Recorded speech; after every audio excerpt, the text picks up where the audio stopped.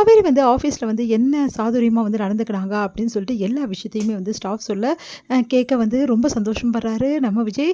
விஜய்க்கு சந்தோஷம் தாங்க முடியல. காவேரி இந்த அளவு வந்து சாமர்த்தியமாக இவ்வளோ அழகாக பண்ணியிருக்காளே, இந்த அளவு சமாளிச்சிருக்காளே, ரொம்ப டேலண்ட்டு காவேரிக்கு அப்படின்னு சொல்லிட்டு சந்தோஷப்படுறாரு. இதை நேரில் அவளை கண்டிப்பாக பாராட்டணும் அப்படின்னு சொல்லிட்டு யோசிக்கிறாரு. உடனே வந்து காவேரி எங்கே அப்படின்னு சொல்லிட்டு கேட்டோன்னே, காவேரி இல்லை சார், அவங்க வந்து அப்போவே மேடம் கிளம்பிட்டாங்க அப்படின்னோடனே அதிர்ச்சி அடைகிறாரு. சரி, ஃபோன் பண்ணி அவள் எங்கே இருக்கான்னு கேட்டுட்டு நம்ம அவ கூட வந்து இன்னைக்கு ஜாலியாக டைம் ஸ்பெண்ட் பண்ணணும்னு சொல்லிட்டு ஃபோன் பண்ணுறாரு. பார்த்தா காவேரியோட ஃபோனை வந்து அவங்க சுவிட்ச் ஆஃப் பண்ணதால் அந்த காவேரியோட ஃபோன் எடுக்கலை. ஏன் காவேரி சுவிட்ச் ஆஃப் பண்ணியிருக்கா? ஒருவேளை சார்ஜ் இல்லாமல் ஆஃப் ஆகிட்டுருக்குமா? கவனிச்சிருக்காமல் இருப்பாளா? இப்போ எங்கே இருப்பா காவேரி? கண்டிப்பாக வீட்டுக்கு தான் போயிருப்பா. நான் இங்கே வரேன், என் பொண்டாட்டி வீட்டுக்கு போயிருக்கா அப்படின்னு சொல்லிட்டு ஃபோன் பண்ணுறாரு. தாத்தா கிட்ட கேட்குறாரு. காவேரி வரலன்னு அதிர்ச்சி அடைகிறாரு. அப்போ காவேரி எங்கே போனா அப்படின்னு சொல்லிட்டு ஒரே குழப்பம் அடைகிறார் விஜய். இங்கே வந்து என்ன பண்ணுறாங்க, காவேரி செம வந்து டென்ஷனாக இருக்காங்க. ஏன் இந்த விஜய் இப்படி பண்ணுறாரு? என்னை ஏன் டோட்டலாக அவாய்ட் பண்ணுறாரு? எனக்கு சுத்தமாக பிடிக்காமே போச்சா? நான் தான் வந்து அவரை நினச்சிட்ருக்கேனா? அவர் என்னை நினைக்கவே நினைக்கலையா? இவ்வளோ 2 நாள் ஆச்சு அவர் என்கிட்ட பேசல. எதுக்காக பேசல? என்ன காரணம்? அவர் என்கிட்ட எப்படிலாம் இருந்தார்? நானும் அவரும் எப்படிலாம் வாழ்ந்தோம்? ஏன் இப்படி எல்லாத்தையுமே மறந்துட்டார் ஒரு நிமிஷத்தில்? ஒரு மனுஷன் ஒரு நிமிஷத்தில் எல்லாத்தையும் மறக்க முடியுமா? எப்படி மறக்க முடிஞ்சது அவரால்?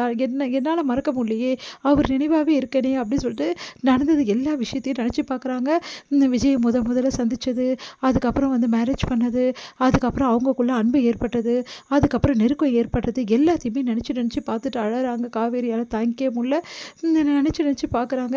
ஏன் விஜய், ஏன் இப்படி பண்ணுறீங்க? நான் உங்களுக்கு என்ன பண்ண விஜய்? எதுக்காக என்னை வெறுக்கிறீங்க? என்னை ஏன் திருப்பி கூட பார்க்க மாட்டேங்கிறீங்க? அப்போ அந்த வீட்டில் நான் இருக்கக்கூடாதா? இந்த ராகினி சொன்ன மாதிரி அந்த வீட்டிலேருந்து நான் வந்துடணுமா? அப்போ அந்த வீட்டில் நான் வாழக்கூடாதா விஜய்? அதனால தான் இப்படிலாம் பண்ணுறீங்களா? நானாக வந்து முடிவு எடுத்து போயிடணும் வீட்டை விட்டு அப்படின்னு சொல்லிட்டு தான் நீங்கள் இப்படிலாம் பண்ணுறீங்களா? அப்போ ராகினி சொல்கிறது உண்மையா அப்படின்னு சொல்லிட்டு இங்கே ஒன்றும் புரியாமல் பயங்கர குழப்பத்தோடு வந்து யோசிச்சுட்டே இருக்காங்க காவேரி. காவேரி நடந்த விஷயத்தெல்லாம் வந்து நினச்சி பார்த்துக்கிறாங்க.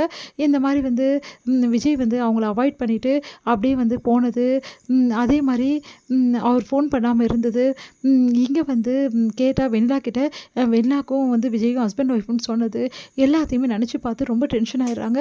அப்போது விஜய்க்கு நான் வேணாம், அவர் வெண்ணிலா போதும்னு நினச்சிட்டாரு, அதனால தான் வந்து இப்படி நடந்துக்கிறாருன்னு சொல்லிட்டு காவேரி முடிவே பண்ணிடுறாங்க. இதுக்கப்புறம் நான் என்ன பண்ணுறது? எப்படி நான் எங்கள் வீட்டில் எல்லாருக்கிட்டையும் சொல்லுவேன் இந்த விஷயத்த? அவங்க எப்படி எடுத்துப்பாங்க? என்ன நடக்கும்? ஒன்றும் புரியாமல் காவேரி குழம்பி போகிறாங்க. அவங்களால தாங்கிக்க முடியாமல் தலையை வந்து அப்படியே வந்து பிடிச்சிக்கிட்டு பயங்கரமாக கத்தி அழறாங்க. அடுத்து வந்து இங்கே என்ன பண்ணுறாரு, விஜய் வந்து ரொம்ப டென்ஷனாக இருக்காரு. காவேரி எங்கே தான் போனா? ஒன்றும் புரியலையே அப்படின்னு சொல்லிட்டு யோசிக்கிறாரு. ஒருவேளை காவேரி அவங்க அம்மா வீட்டுக்கு போயிருப்பாளோ? கண்டிப்பாக அங்கே தான் போயிருக்கணும், நம்ம ஃபோன் பண்ணலாம் அப்படின்னு சொல்லிட்டு ஃபோன் பண்ணுறாரு.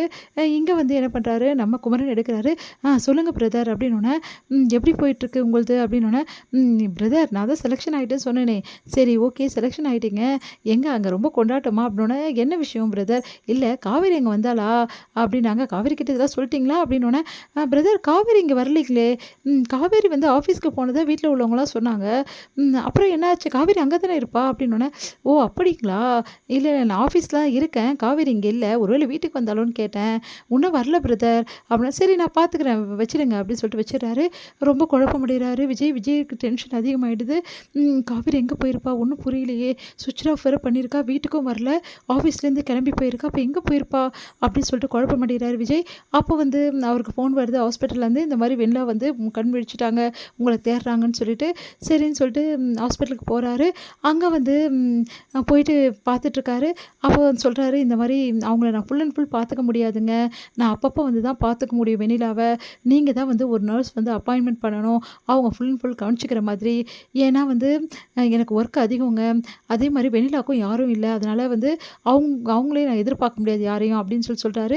என்ன சார் நீங்கள் யாரும் இல்லைன்னு சொல்கிறீங்க? இப்போ தான் ஒரு மேடம் வந்து வெண்ணிலா வந்து கேட்டுட்டு போனாங்க, வெண்ணிலாவை பார்க்கணும்னு சொன்னாங்க, அவங்க தூங்கிட்டு இருந்தாங்க, அதனால் எழுப்பலை அப்படின்னோடனே அதிர்ச்சி அடைகிறாரு. என்ன சொல்கிறீங்க, மேடமா அப்படின்னோடனே, ஆமாம் சார், அவங்க யங் லேடியாக தான் இருந்தாங்க அப்படின்னோடனே, ஒருவேளை காவேரியாக இருக்குமோ, இவங்களா பாருங்கன்னு சொல்லிட்டு ஃபோட்டோ வந்து மொபைல்லேருந்து காட்டுறாரு. ஆமாம் சார், இவங்க தான் வந்தாங்க அப்படின்னோடனே, சார் இவங்க யார் சார், உங்கள் ஒய்ஃபா அப்படின்னோடனே, ஆமாங்க அப்படின்னோடனே, அப்படியே அவங்க 2 பேரும் அதிர்ச்சியாக பார்க்குறாங்க.